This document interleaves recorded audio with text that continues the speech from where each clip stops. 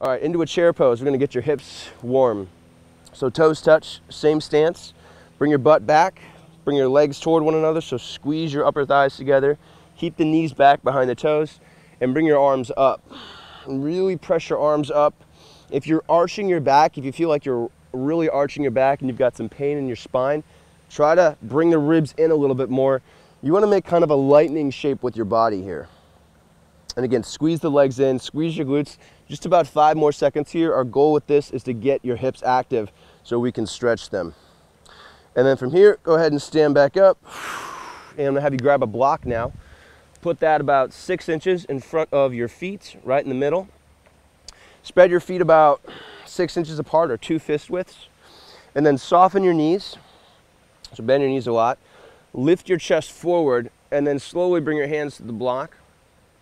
And so we're going into a modified forward fold here. So typically in yoga, what you're going to see is a forward fold like this all the way down. But what I want you to do here is use the block to work on lengthening your chest. So we want to work on expanding the area from your waist to your sternum, and then stretching your hamstrings and pressing your thighs back. And you don't have to lock out your legs. So if you look at Gary, Gary isn't locking out his legs here. He's got a nice bend to his knees, but you can see that his legs are still under tension. So that's what we want. We don't want you to lock out your legs. And Gary, just for the sake of the demonstration, can you lock out your legs for a minute? And his back is going to round a little bit more. So Gary, if you were less flexible, you would kind of round your back a little bit more, right? He would kind of go into this a little bit. So when he's bending his legs, instead, now he's able to keep that flatness of his spine. He's still got a great stretch through his hamstrings.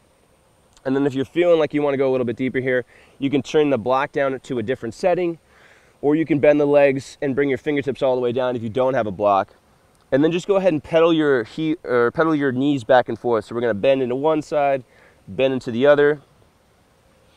Yep. And so this is a great mobility exercise just to work into your hamstrings, especially before a workout. If you're doing an intense workout, if you're doing something where it's fast twitch, right? If you're doing sprints or agility work, probably don't want to do a static stretch like this beforehand. But if you're doing slower movement, if you're doing maybe you're doing a yoga workout or you're just going for a walk, this would be great. All right, that's good. Let's go ahead and drop the hips down. Good, and then lift all the way back up. Inhale, reach up, and release your hands. Nice. All right, we're gonna go into a low lunge. So you don't need the block for this. You'll notice that Gary and I have a little piece of clothing at the top of our mat. If you drop your knee back, so let's say we go into a lunge. All right, so we're gonna have the right foot forward. If the knee comes down and this feels painful, maybe you're on a rock like I am, or maybe your knees are just sensitive, just throw whatever you have, right? If it's a washcloth, a towel, under the knee, and that'll help protect the knee. All right, and then we're just gonna push down through your right hip. So this is still active. I want you to really get the right glute working. And so what you wanna do here is, if you take a look at my core here, this is where I kind of default, right? My right hip comes up a little bit. So what I wanna do is work on pressing my right hip down and lifting my left hip just slightly, right? So look again, it's just this subtle change from here, pushing down, and that's gonna put the weight in my right hip instead of keeping it in the left leg. And then I should be able to kind of lift the left knee off the ground here, right? And I should keep that same positioning with my hips as I set the knee back down. And then we're gonna bring the arms back up, kind of relax the shoulders, and even try goalpost arms here. So this is a great way to open up your chest. So the elbows level with the shoulders, squeezing the elbows back, and even a little bit of external rotation to the arms. So I'm kind of getting my forearms to face somewhat up. And that's a little bit of a weird move. If you haven't done that before, it's gonna feel maybe a little odd, but it's great for the shoulders, especially because most of our time we spend with our shoulders rounded down like this. So you'll feel stretching through the chest, and you'll feel some stretching through the back and the shoulders. All right, from here we're gonna go to a half split. So I'm gonna hand over both my blocks to Gary. Gary's gonna put the blocks kind of on either side, yep, just like that. And then you're gonna shift your hips back and start to straighten the front leg. Hips are gonna be right above the back knee. And the right leg is going to be bent. So notice that he's not locking out the knee here. He's keeping a bend there. And he's gonna work on pulling his chest forward and up. So he's getting that good height, right? He doesn't want to be collapsed through the chest.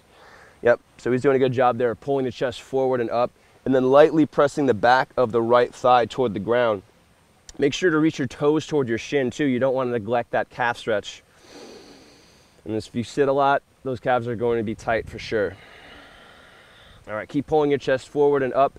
Keep breathing into this. So it's important that as we're moving through the postures today, to use your breath to help you. So a lot of people do yoga a long time and they don't actually get more flexible. And the reason is because they're not using their breath. So as you inhale, you're getting taller, you're getting longer. And as you exhale, you're going a little bit deeper into it, deepening the stretch. All right, that should be long enough. We're gonna come back up to a lunge and just step all the way back up and then switch sides. So now right leg is coming back. Slower release that right knee to the ground. And again, push down through the left hip. So we want to get that left hip active. Lift the right hip, push the left hip down. Pull your ribs up, get nice and tall. Bring the arms up. And again, back into goalpost arms just to help open up the chest. And so incorporating that breath that we talked about before, as you inhale, I want you to lift up just a tiny bit. Just lift your ribs up a little bit.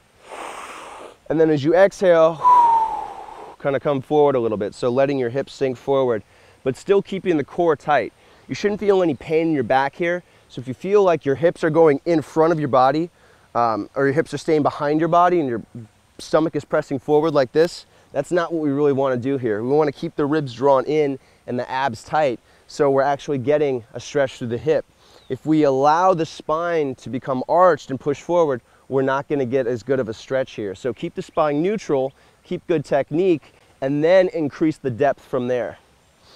All right, and then from here we're going to go to that half split. So hands down or onto the blocks, shift yourself back, maybe bring the right knee back a few more inches, and then reach your toes toward your shin, left toes reaching toward the shin, left hip pressing toward the ground. So you want to make sure that the hips are level here. Again, you don't want your left hip way up here and your right hip down. So it's going to be it'll be somewhat unnatural at first, but you have to press that left hip down, and that's going to help you get a better stretch through the back of the left leg, which is our focus here, right? We're opening up the calf, right? So the back, lower leg, and then also the hamstring, so the entire back of the thigh. At the same time, I want you to pull your chest forward and up. Use your core strength to maintain good posture, and then keep that uprightness throughout the posture. You might have a tendency to get tired or just maybe get a little lazy and kind of forget about it, but make sure you're keeping your chest lifted up. We're gonna do one more breath here. See if you can reach the toes back a little bit more. Remember, always trying to get deeper into the posture. All right, and then go ahead and step back up all the way, back up to standing. We're gonna do one more lunge and a little variation with that. So again, feet to the top of the mat, 6 inches apart. Take a big step back with your left foot. Actually, Gary, can I have one of those blocks back? Thank you. So what we're gonna do now is put the block inside your right foot. We're gonna use both hands here to help pull your chest forward and up. So this is similar to a low lunge, except you might be able to crawl the back foot back a little bit more and pull your chest up a little bit higher. Keep squeezing the legs toward one another. So you wanna squeeze the right leg back, the left foot forward, and we're going to feel an opening through the front of the left hip here. Now from here, I want you to move your right hand away from the block. So just use your left hand, keep the hips squared, and then lift your right arm up and open up your chest toward the side, but keep your hips the same. So don't allow your hips to go way out to the right like this.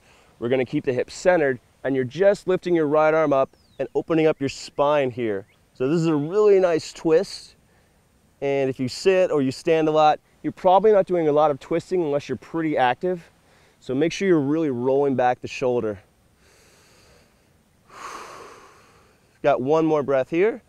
See if you can pull the chest forward, roll back the shoulder, keep the right hip active, and then release the hand down. And then go ahead and step back up all the way. And we're gonna switch sides. So now the right leg's coming back. Keep that block inside the left foot. Use both hands on top of the block at first. And the reason for the block is because if we don't have the block, what's going to happen is we're kind of Gonna fold a little bit here and our back will round. And I want you to get your back into a neutral position. So the block allows us to lift the chest up, and now you can see, so if you look at Gary, you can see that his back is mostly flat as opposed to rounded. Keep the back thigh engaged. You want to squeeze the back thigh and lift the knee. And then again, we're going to bring the right hand to the block, bring the left hand away. Now keep your hips exactly the same. Aim straight forward, squared, and then lift your left arm up and open up your chest to the side. So again, rolling back the left shoulder, opening up your spine. Now try to pull your chest away from your hips, so make your body longer, and then roll back even a little bit more. So you'll find that the more length you get, so the more your head pushes forward away from your hips, the longer your spine gets, the deeper you'll be able to twist. And give this one more breath. Keep pushing down through that left hip. And then go ahead and release your hand down and step all the way back up. All right.